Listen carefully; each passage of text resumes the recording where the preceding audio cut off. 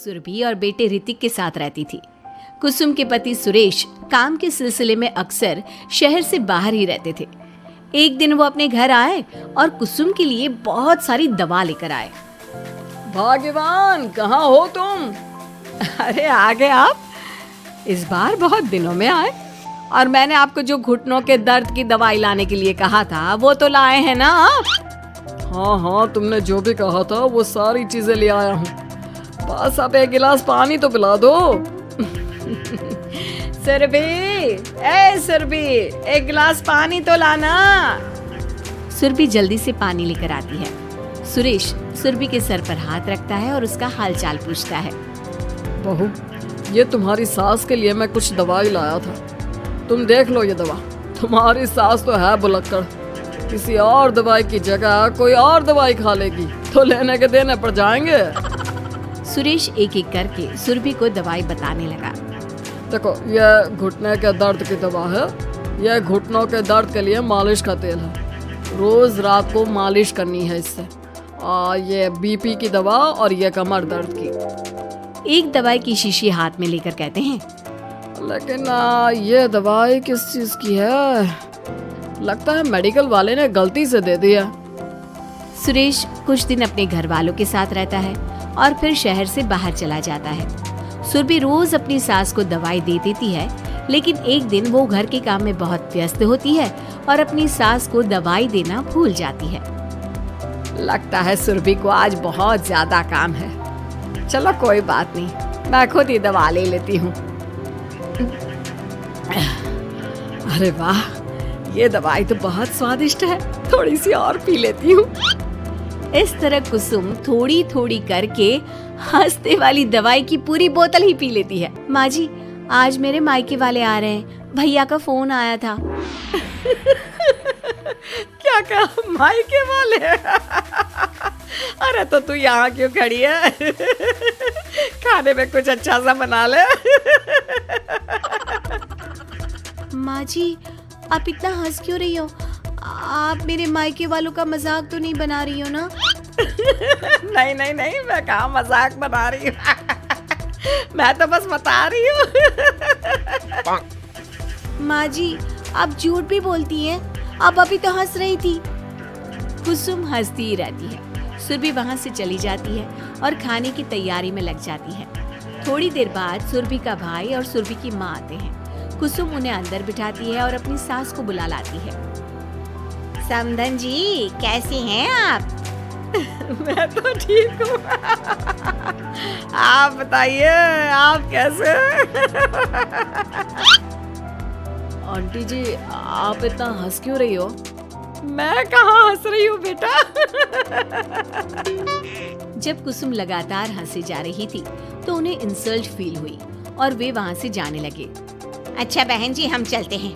आपकी मेहमान नवाजी का बहुत बहुत शुक्रिया।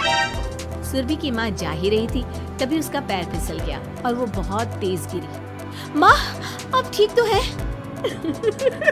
अरे बहन जी, आप ठीक तो है? आपको चोट तो नहीं लगी ना? आप मुझसे पूछ रही हैं या मेरा मजाक उड़ा रही हैं? बहन जी, पहले तो आप इतनी बदतमीज नहीं थी, लेकिन अब क्या हो गया है आपको? माँ, आप ठीक तो है ना? अंदर चलिए, मेरे कमरे में आराम कर लीजिए।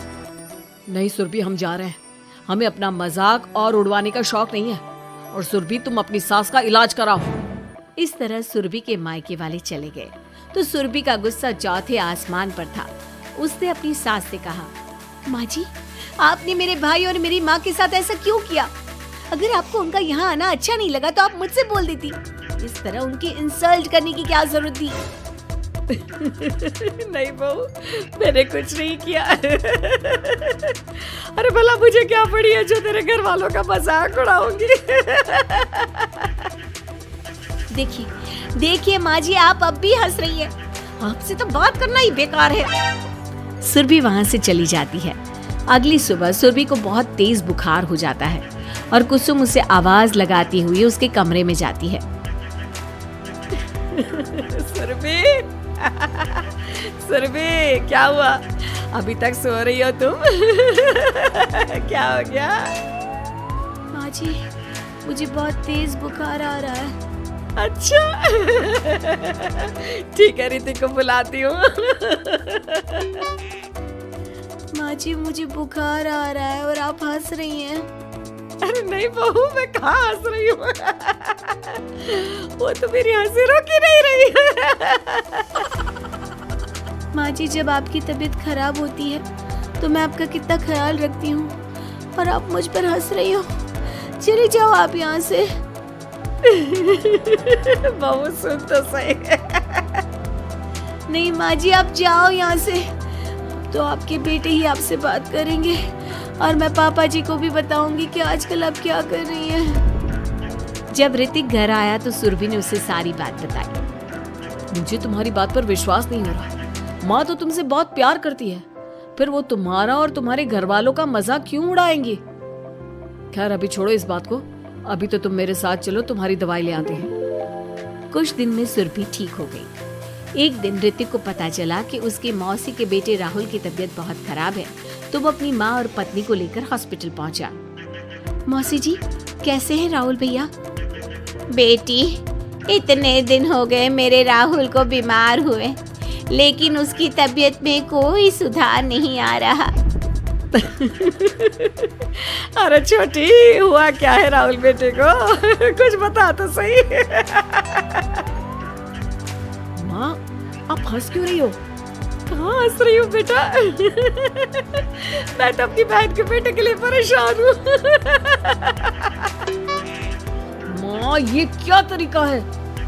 रहने दे बेटा, ये तो मैंने सुना था कि मुसीबत में साया भी साथ छोड़कर चला जाता है। आज मैंने देख भी लिया। अरे नहीं बहन,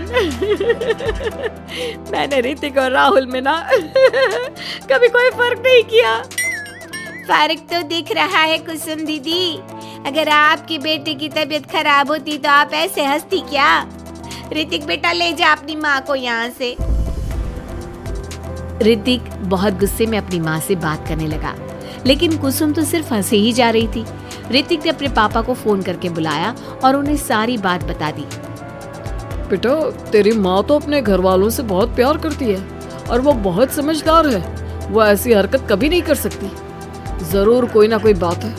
कल मैं उसे डॉक्टर के पास ले जाऊंगा। शाम को खाना खाने के बाद सुरभि कुसुम को दवाई देने के लिए गई तो उसने देखा कि दवाई की वो बोतल तो बिल्कुल खाली थी जो सुरेश गलती से ले आया था। सुरभि ने वो बोतल सबको दिखाई। अरे ये दवाई तो गलती से आ गई थी और मुझे तो पता भी नहीं कि ये किस मर्ज की दवाई है। कुसुम क्या तुमने ये दवाई पी थी? हाँ जी, एक दिन जब बहू काम में लगी थी ना तो मैंने ये दवाई पी कर देखी थी। मुझे दवाई बहुत स्वादिष्ट लगी तो मैंने सारी पी ली। माँ आपको दवाई स्वादिष्ट लगी? अरे आप भी बच्चों जैसी बात करती हो। ऐसे कोई भी दवाई नहीं पीनी चाहिए, इससे कोई बड़ा नुकसान भी हो सकता है। मैं अभी डॉक्टर से पूछ कर आता हूँ। ऋतिक डॉक्टर के पास गया और कुछ देर में वापस घर आकर सबको बताया।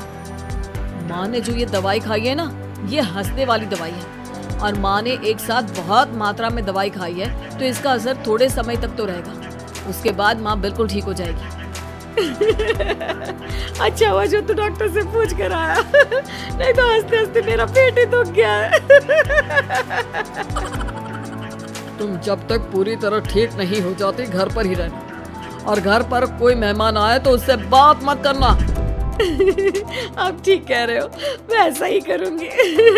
अब मैं बिल्कुल हंसूंगी।